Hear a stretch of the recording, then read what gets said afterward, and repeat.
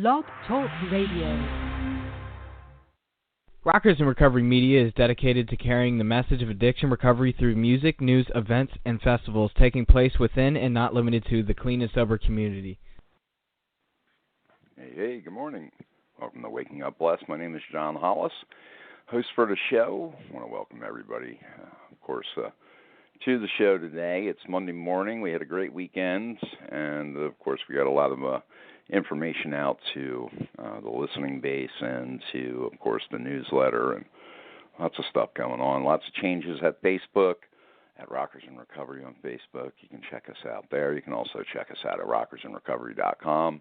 All of the upcoming shows for this week are now listed right there at the home page. You can check everything out. Just click on the name of the person that's going to be on the show, and through the week you can check out their information. So it's going to be kind of a different platform. We're tightening everything up and getting it out there. And Waking Up Blessed newsletter went out. If you're not a part of that, you can join at Rockers in Recovery on Facebook. Just click on the Sign Up tab.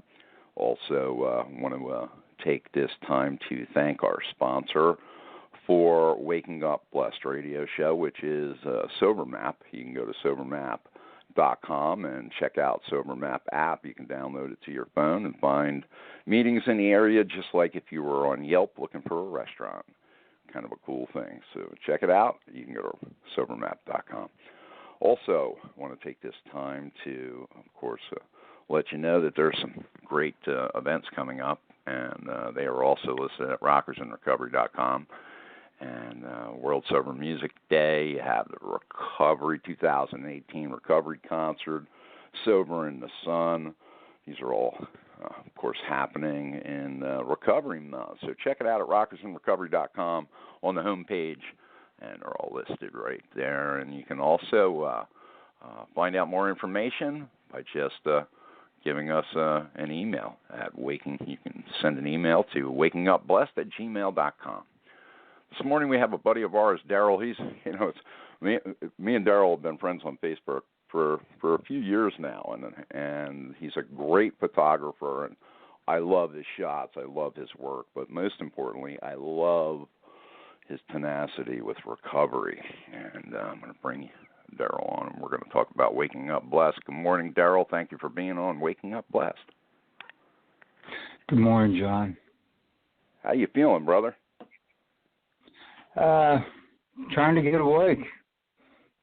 I feel blessed, like just like the program says.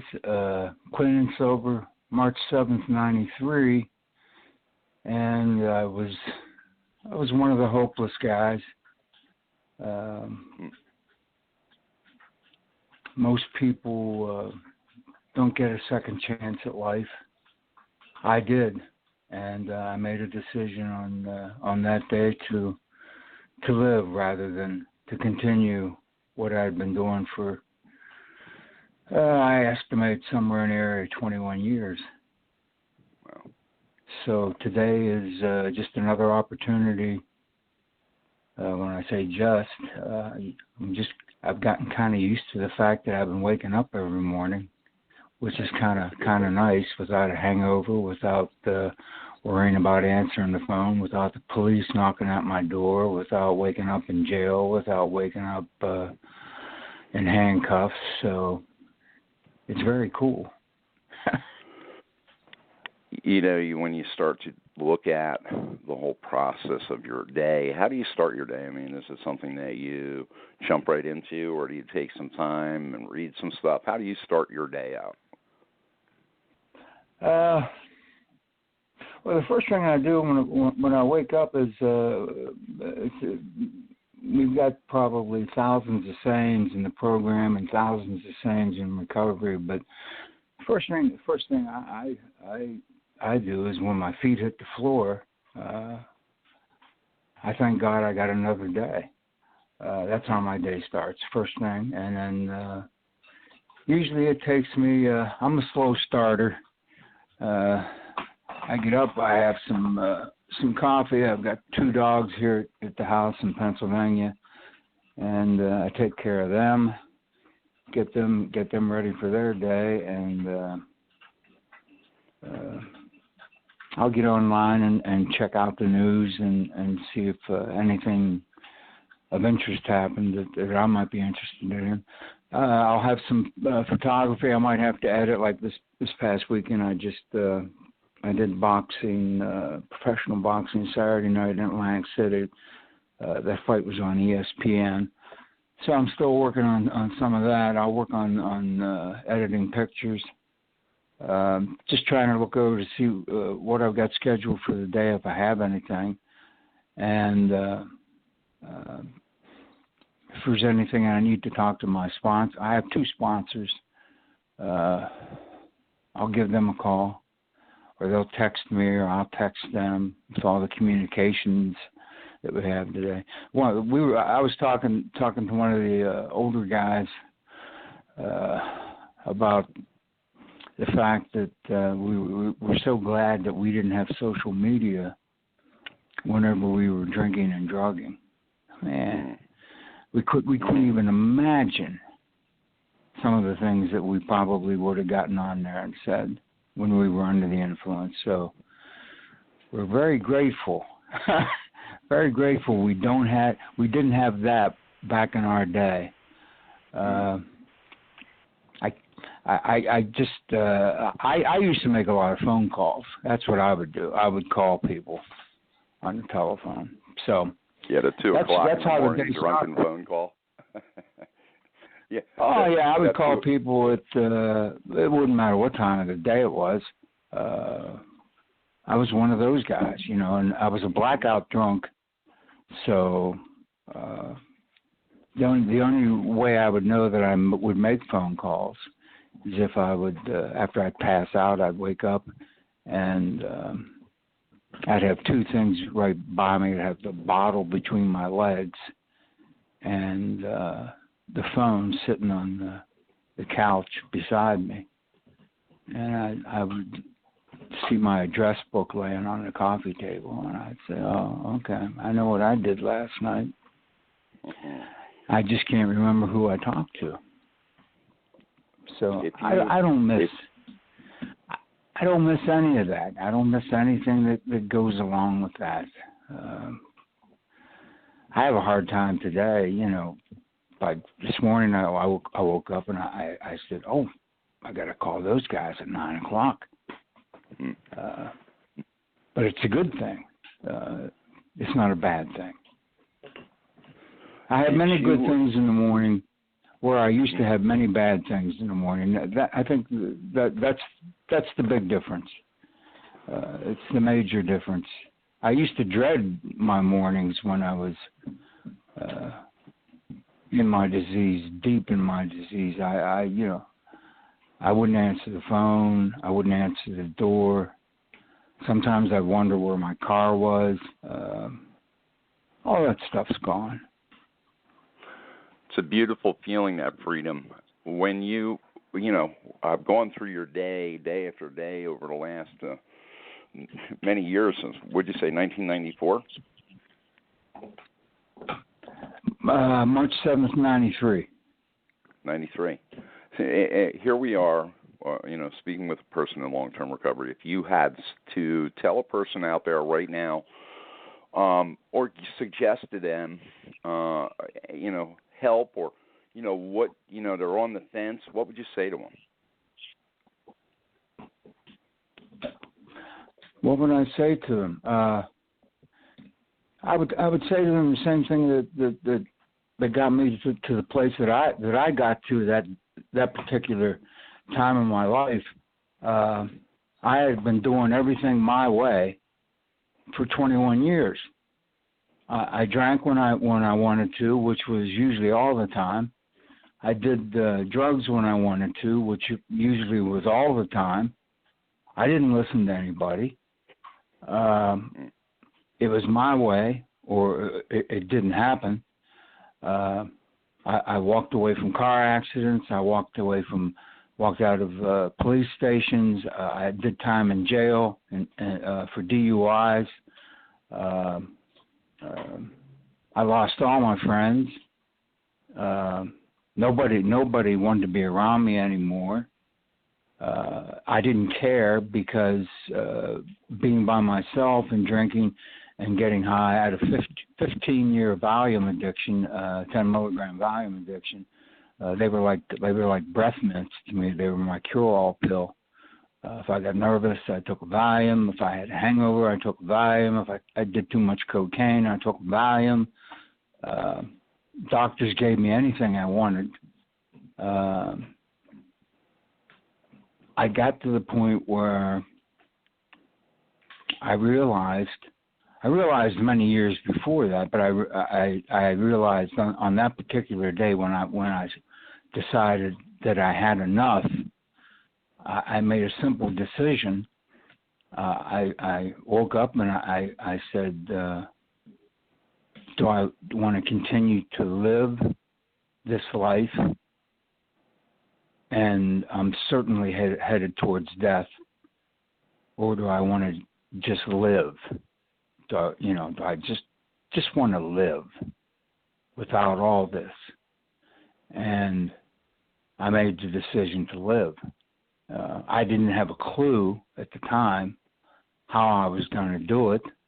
I knew I couldn't do it by myself because I had tried doing it by myself and was unsuccessful hundreds of times at trying to do it on my own, trying to quit drugs, trying to stay sober on my own.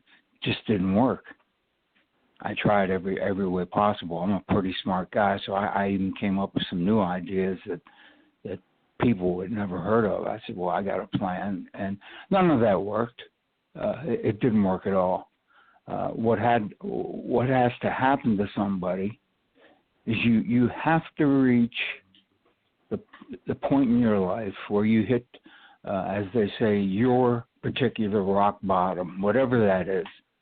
I had probably at least several dozen situations and events in my life where people that knew me said, well, that should do it, that ought to get his attention. And it didn't, walking away from car crashes, being in the hospital, my face went through a windshield when I was in a car accident.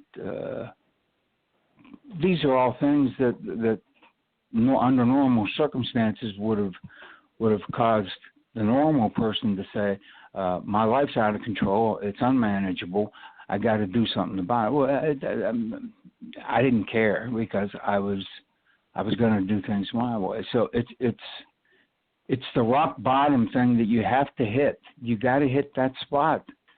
And if you hit that spot and you have a burning desire, the saying we use is willing to go to any lengths, do anything, whatever it is I got to do.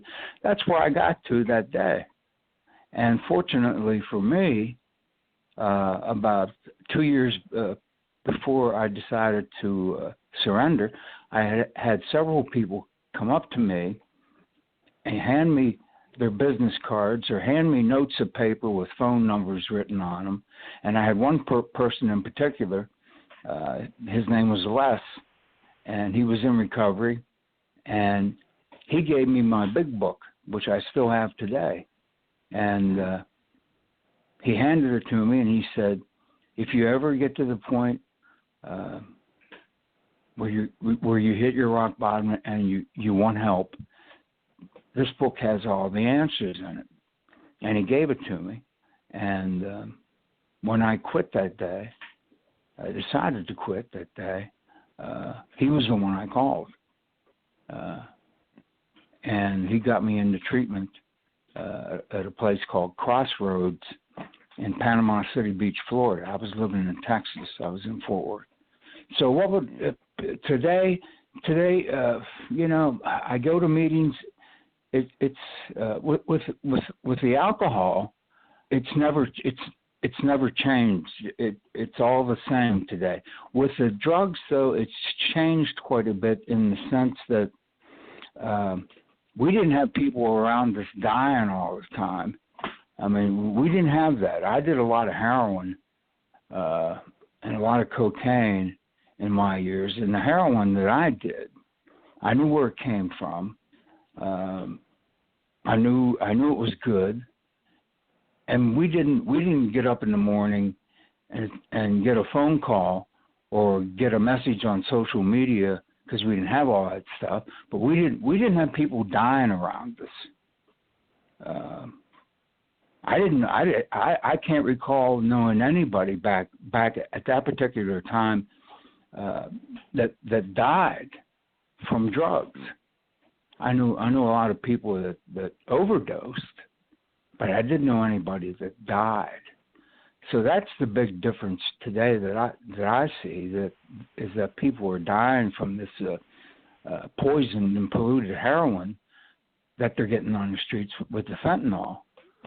That's a whole different ball game. We didn't have that issue.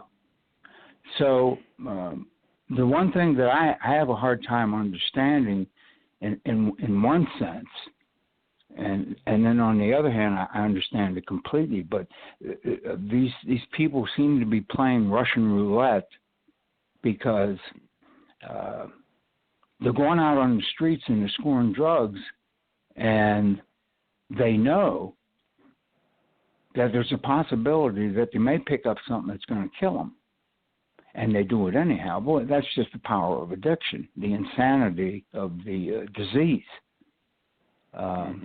I never took anything that I was aware of that I thought might kill me. But then on the other hand, in one day, in one typical day, I could get up in the morning, start the day out with cocaine. I could start drinking alcohol, not beer, liquor, and by about mid-afternoon, pop a couple Quaaludes. So I was pretty much doing the same thing, but I wasn't taking anything that I knew of. If I'm making a point here, that had poison in it. I didn't know. We didn't have anything that had poison in it.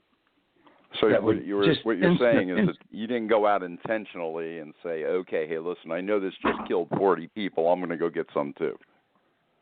Yeah, exactly. Yeah.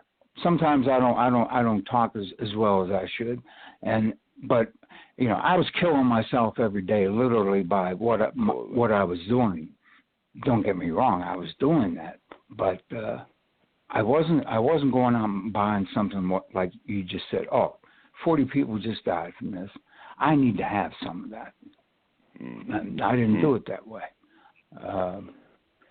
So the other big difference that I see today between the newcomers that come into meetings that I attend is they kind of look at it like it's a bandage. It's a life and death situation.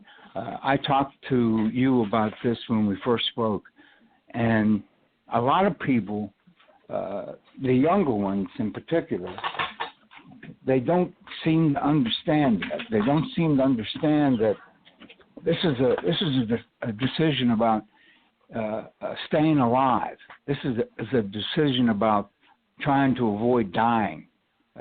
And they come into meetings because they're court appointed, or they're doing it for their spouse or their girlfriend or whatever.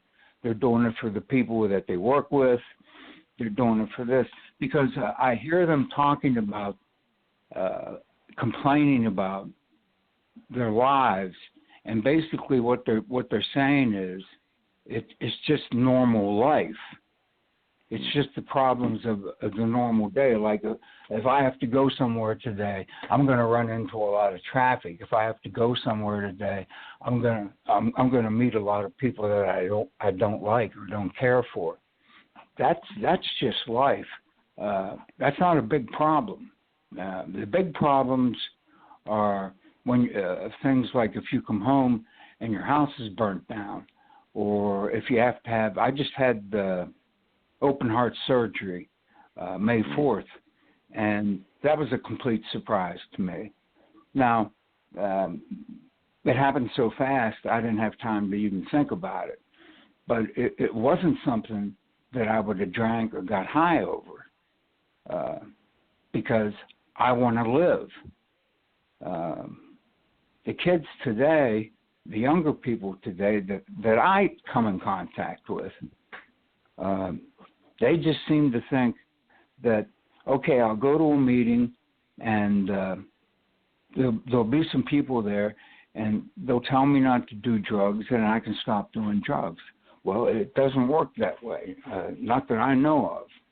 You have to be able to reach that point of life and death, and you have to be able to reach that point where you hit your knees, you hit the floor, and you say, I am willing to do anything.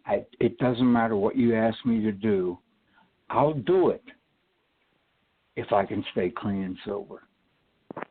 And then that's the choice you make, and then you just try to do that for a 24-hour period of time. And then if you do it and you get some sleep and you wake up and God gives you another day to work with, then you do it all over again. And the nice thing about it is you don't have all the problems and all the hysterical activity of drugs and alcohol. It's insane when I stop and think of how I used to live and think it was just normal. And it was so far from normal that most people can't even imagine it now. I feel bad sometimes for the kids today because they seem like they're kind of what's the word I'm looking for, John? They're kind of being held by the hand. And I think there tends to be, sometimes, we go into a meeting, and I know for me around here where I go to meetings, I find that, people show up and what they're looking for is not the answer. They're looking for somebody to babysit them. And I don't think that's it, man. Yeah, you know what I mean? And I think that in the end, if you're in treatment and you're going to treatment, and hey, listen, I get it. I remember my first treatment center. I was like 19 years old. You know what I mean? I went in there for all the wrong reasons. I went in there because my dad wanted me to. I was just getting ready to say, you said first. How many times did you go to treatment? Oh my God, it was it was disgusting. But something, everyone. And this is, one of the things that we were talking about the other day. Norris Sr. said it best, and this was in 1985, and he had 30 years then. It was just insane. He was one of the original crew. And he said, hey, listen, life is like a Venetian blind, man. And what happens is each day you just keep showing up no matter what. Don't give up. And in the end, what happens is, or at the beginning, you might call it the end, it's really the beginning. One day, the Venetian blind lets in the sunlight of the spirit, and you don't even know it's happening. You just go on to have another life. It's just an amazing process, But you got to keep showing up to be able to do that. That's it exactly. We were also talking about if anybody would have told us where we would be at this particular point in our lives, clean and sober, and we both agreed, no, it's just not possible. If somebody would have told me just 2 or 3 years ago I'd be doing what I'm doing today, I'd have said that's not possible. I'm not going to be involved in that. Why would I be doing that? Well, because that's where life has led me. That's where God has led me. I got the 9/11 thing coming up this year. I met a photographer. His name's Curtis. And Curtis, this is the third year he's taking me to the 9/11 memorial celebration. And I would have never imagined that. You got to be invited to get in there. And I get to go with him. I've been working with Foreigner. I've done them 8 times. I have a page on Facebook called Foreigner Concert Images for anybody that likes Foreigner. and nobody could have told me that 2 or 3 years ago. Yeah. One of my images is showing up in a biker's book that's coming out in September. I mean, you could have never told me any of this, and it would have made any sense. I'd have said, well, how would I get involved in that? Well, that's what happens when you're clean and sober. That's right. You get opportunities. If you do things the right way, and the other thing is the saying you've heard it a million times: you can't keep it if you don't give it away. Absolutely right. You just keep giving it away, and eventually, God's gonna come down and He's gonna give you a little bit of something. He's not gonna give you a lot because we can't handle too much. You know how we are. Don't give us too much. Give us too much, and we're going to be in trouble. He gives us just enough for us to handle, just enough for us to make decisions about and react to. And sometimes it seems like He gives us too many things. But and I was just talking to my sponsor about this last night. We were talking on the phone. We were figuring out when we were going to a meeting, and we both said the same thing, that for some reason we don't question why, we don't know why, but God, our higher power, has been showing up a lot lately in our lives. And I had an experience Saturday night when I was at the boxing event in Atlantic City. And I had a situation, and I know what it was. And I'm just standing there, and I'm going, whoa, man, where'd that come from? Oh, I know where that came from. What am I talking about? And if you want a life like that, then you gotta stop doing the drugs. You gotta stop doing the drinking. You gotta stop everything that's managing your life. Let something else manage your life. All right? Try things a different way. Try to get up in the morning and want to live. And because God knows that there's 100 ways we could all die today anyhow. But the one thing I know, I'm pretty sure of at this point in the morning, that I'm not going to do today so far, is I'm not going to drink and I'm not going to get high. I know that. And that's how I'm going to proceed through my day. I would not be having this phone conversation. I wouldn't be doing anything. But I do feel for the opiate drug addiction people today, because it's a whole different world from when I grew up. The alcohol part, I still understand. It hasn't changed. You drink. But this opiate thing, the crystal meth thing, I don't understand, because I was never a crystal meth guy. I couldn't handle speed. I didn't like speed. It made me too wiry. Made me move too fast. So, but it's all the same, and it's all an addiction. It all manages your life.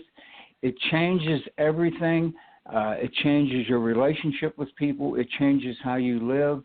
And when it gets to the point where you want to quit, you have to get help. Beautiful message.